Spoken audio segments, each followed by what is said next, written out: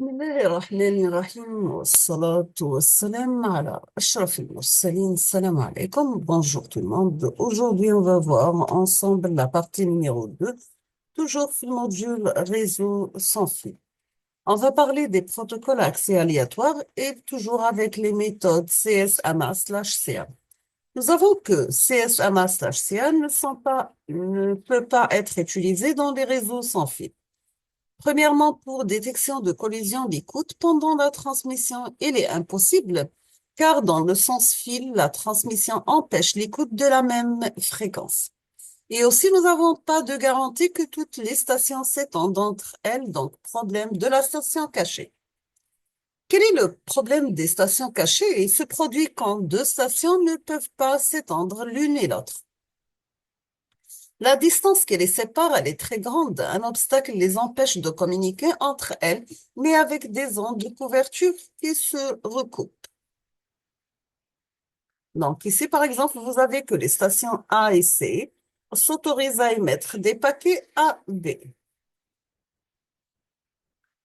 Donc, pour toujours la méthode CSAMA/CA est utilisée dans les réseaux sans fil Wi-Fi I3E 802.11, fonctionne selon le mécanisme des FES, Interframe Spacing. Pour les mécanismes interframe spacing, un mécanisme d'espacement entre deux frames, entre deux trames. Un IFS est une période d'inactivité sur le support de transmission. Nous avons quatre types d'IFS. Premier modèle, c'est le SIFS, donc Short Interframe Spacing, le plus court des IFS. Utilisé pour séparer les trames transmises au sein d'un même dialogue, donc pour des données et leur ACK.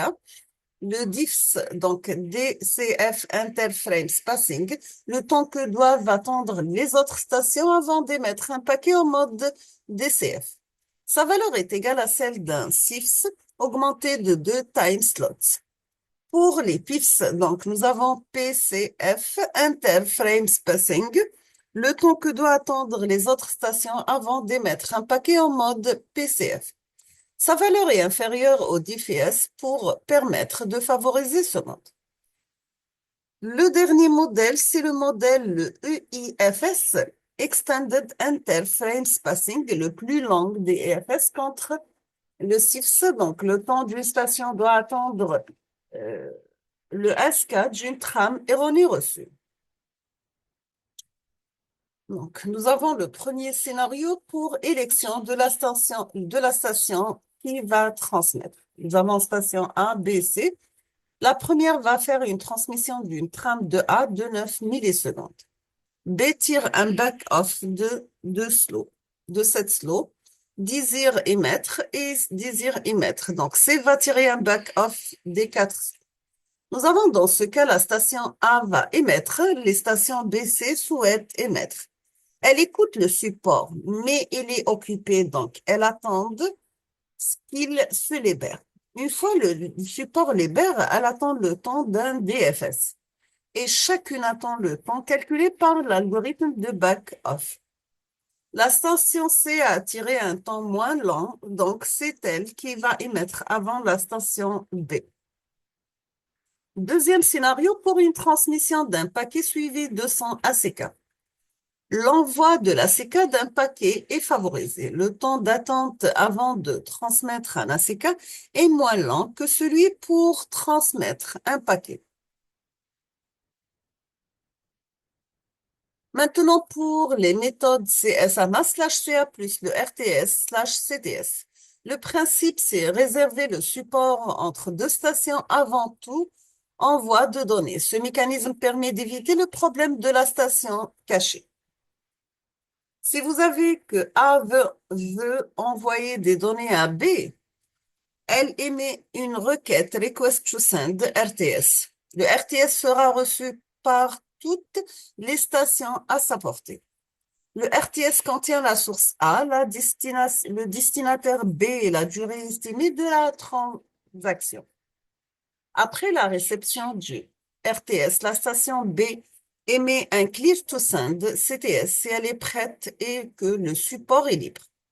La station C ne se reçoit que le CTS, Donc, clear to send. Cependant, le clear to send porte les mêmes informations que request to send. La station C ne transmettra pas pendant la période du temps spécifiée dans le clear to send. Voici sa représentation. Donc, dans ce cas, toutes les stations à portée des deux stations qui communiquent attendent que la source ait émis son paquet et que le destinataire ait acquitté le paquet. Les deux trames Request to Send et Clear to Send sont courtes, donc 20 octets pour Request to Send et 14 octets pour Clear to Send, et rencontrent donc une faible probabilité de collision. Nous avons, avec ASK, ne prend pas en considération le problème des stations cachées avec réservation. Donc, s'il y a un surcoût occasionné par la transmission des trames de signalisation RTS/CTS utilisées quand les trames de données ont une taille importante. Le surcoût trop important dégrade la performance et l'utilisation est limitée par seuil de déclenchement.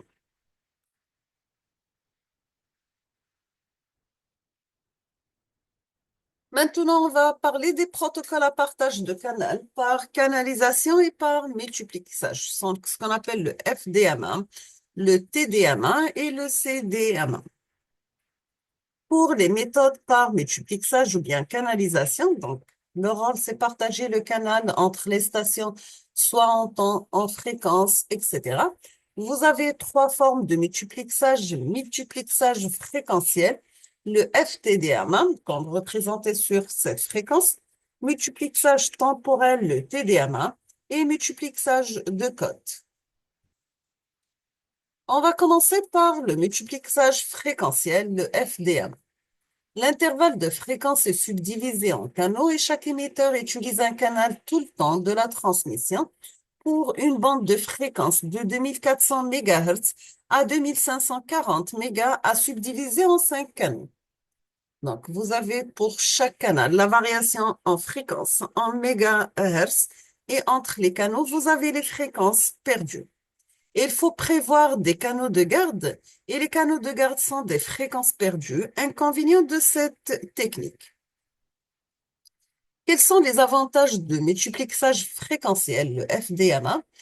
Donc, l'avantage, c'est réutilisation des fréquences, pas besoin de synchronisation par rapport au multiplexage temporel TDMA. Partage équitable entre les émetteurs, donc elle est convenable dans le cas du trafic constant, mais leur inconvénient que les bandes de garde sont des fréquences perdues. Débit de transmission dépend de la bande du canal. Dans ce cas, vous aurez la division de la bande.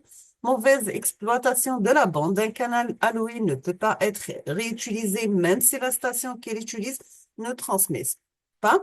Nous avons une remarque que différentes variantes de multiplexage fréquentiel existent. Exemple, vous avez le OFDM. Maintenant, pour le multiplexage temporel, le TDMA, le temps est divisé en des super trames et chaque super trame est divisée à son tour en des slots de taille fixe. Les slots sont partagés entre les différents émetteurs selon l'algorithme Round Robin. Les différentes variantes de TDMA existent, donc vous avez le TDMA synchrone. Dans ce cas, chaque station a le même nombre de slots et peut adapter au trafic diversifié.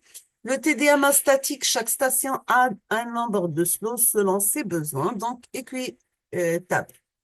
Les avantages pour les multiplexages temporels, donc bonne exploitation de la bande de fréquence, pas de bande perdue comme dans le multiplexage fréquentiel, le FDMA.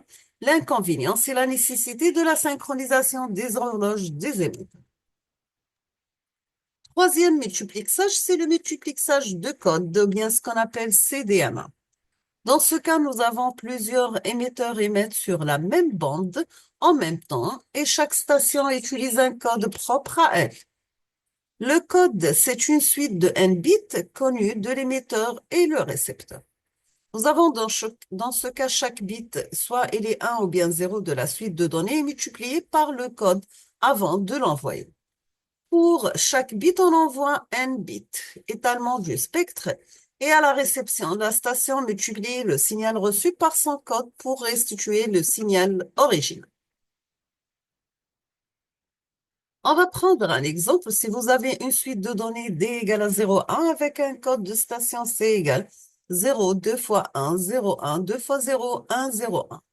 Donc, vous aurez dans ce cas à l'émission le signal transmis et à la réception le signal réceptionné sous forme de 0 et 1. Donc, on a démarré de 0 et 1 comme données et à la réception, on obtient le 0 de cette forme et le 1 de cette forme. Toujours avec le multiplexage de codes, les codes utilisés par les émetteurs doivent être orthogonaux 2 à 2. Dans ce cas, deux codes CA et CB sont orthogonaux si leur produit scalaire est nul. Vous avez un exemple. Dans ce cas, la somme, ça sera égal à 0. Les signaux s'additionnent sur le canal et les récepteurs reçoivent une sorte de bruit. Le récepteur cible contient le code d'émission, peut restituer le signal original. Toujours avec le multiplexage de code, on va parler des avantages et inconvénients. Pour les avantages, vous avez plusieurs transmissions sont possibles en même temps sur la même bande de fréquence. C'est une extension ou bien ajoutée d'émetteurs faciles, sécurité de données, utilisation des codes. L'inconvénient, c'est bien sûr la consommation de la bande passante, donc étalement du spectre, nécessité de fournir plus de codes différence, plus s'il y a des émetteurs. Nous sommes arrivés à la fin de ce chapitre. Je vous remercie infiniment pour votre attention et à la prochaine vidéo, Inch'Allah. Merci.